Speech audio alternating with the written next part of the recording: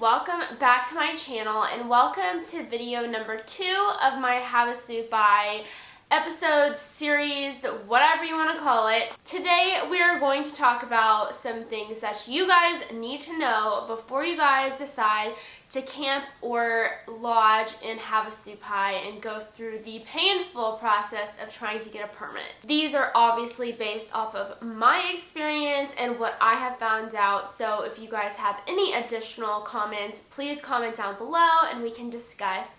But let's go ahead and get into a few things that I think you guys should know. Okay, so the first thing is very, very important.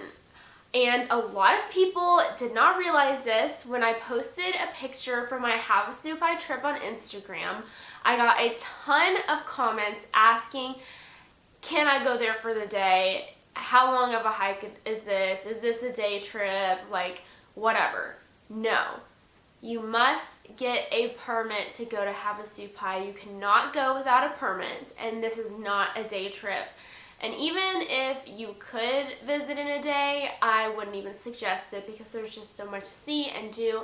And the hike is 10 miles in and 10 miles out, so it's not an easy hike by any means. It's a very long hike, so you just don't really have time to do this in a day, and you're not allowed to anyway. So you must have a permit to go to Havasupai.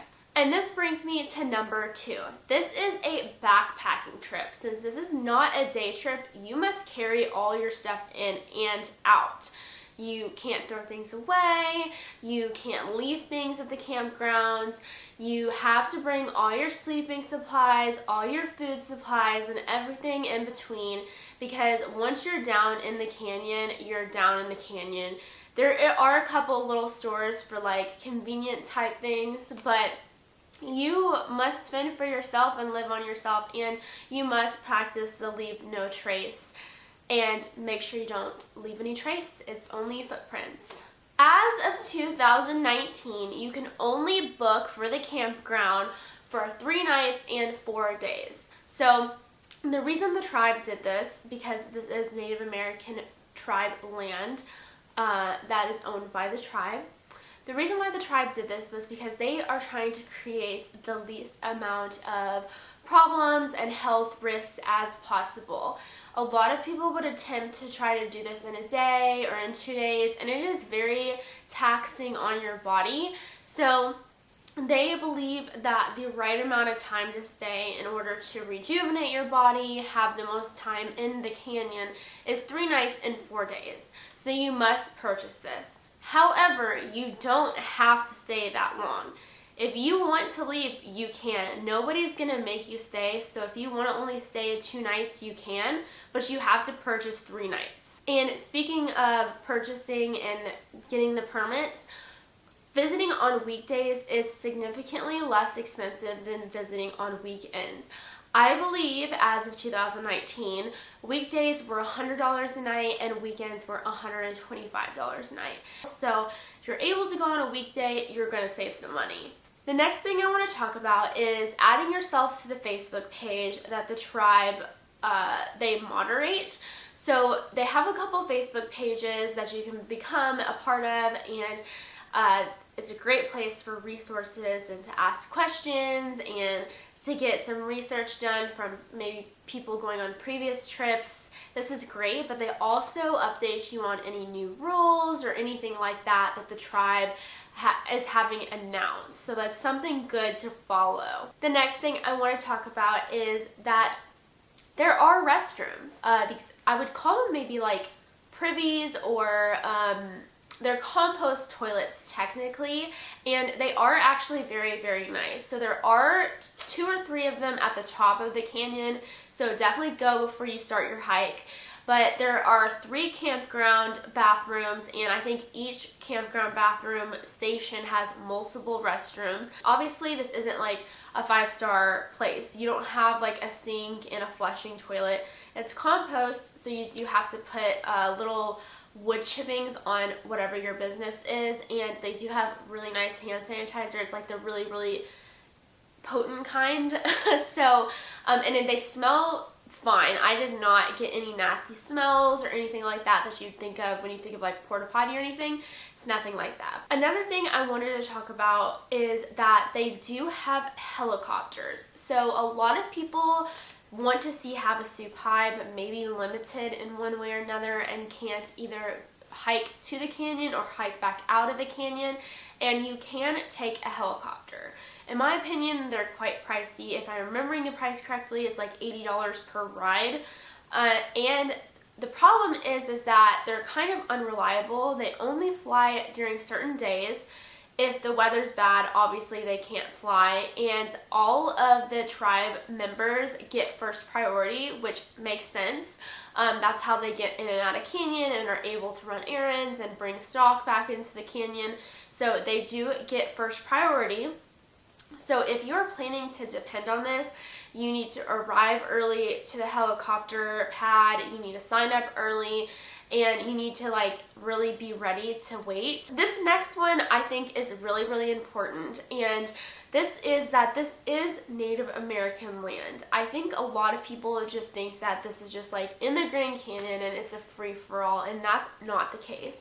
This is Native American land, and they have their own rules and laws in place, and you have to follow them while you're on their land. They are opening their land to us, and we're very, very lucky to have that. And they're very nice people. And but you have to respect them and what they ask for, or they're going to close all the permits if we don't keep respecting their space. So whatever rules they have, just abide by them. So this next point is, I think, essential, and it kind of sucks that it has to be essential because in a way it just like is very unfortunate, but you absolutely need to rent a car or bring a car to the trailhead. It kind of sucks having to rent a car and leave it at the trailhead for 3 to 4 days because you're not using it, but where this is located is in a pretty desolate location. You can't get a shuttle there. The closest airport is either like Flagstaff or Las Vegas. Like those are the major airports close by. So you really can't like fly in very close. You really do have to drive, and it's at odd hours where you have to drive, like early in the morning and stuff like that. So you really do need a car rental, and as unfortunate it is to leave a car sitting for 3 days, you're going to be thankful for it when you get out of that canyon and you don't have to wait on anybody or depend on anybody. You can just go. So my next point is to research and buy good gear. So you may be a beginner backpacker or a super experienced backpacker, but we all make mistakes, let's be honest. So make sure you do your research on what you need and what you want to bring, because that is like essential, because once you're in the canyon, you can't go to like an outdoor store and buy new boots. Like, you're stuck down there. So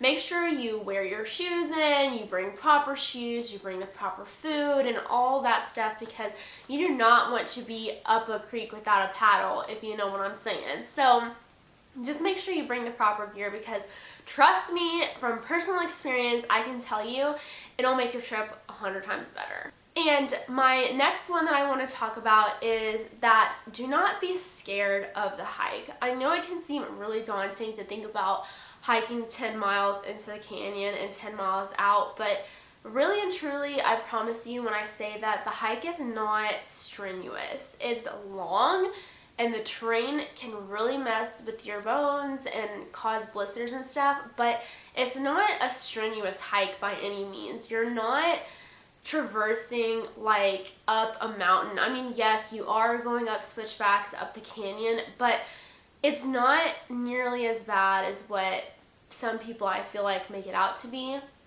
It's really honestly just a long walk.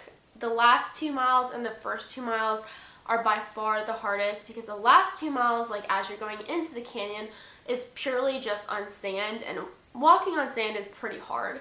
And the first 2 are switchbacks, so going back out, that can sometimes be very strenuous, but those are the only things you really have to like really worry about as far as like being strenuous and being out of shape for. And this last one I just want to mention because this is a little bit more of a personal thing.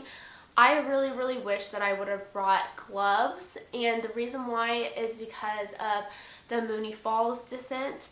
It can get really wet and slippery on those chains, and I feel like I would have felt 100 times more comfortable with gloves. So those are just a few things off the top of my head that I can think of that I feel like you guys should know before you book your trip to Havasupai. There's a lot to learn, and after you do it, you'll be like, wow, that was definitely an experience, but I'm glad I did it. There's just so much and so much to do, so much to prepare for, and so much to learn. But you guys will have an amazing time if you guys do end up going. It's such a beautiful place and so different, and I just like can't even explain how cool it is. But anyway, if you guys have any questions, comment down below, and I'll see you guys in my next one. Bye!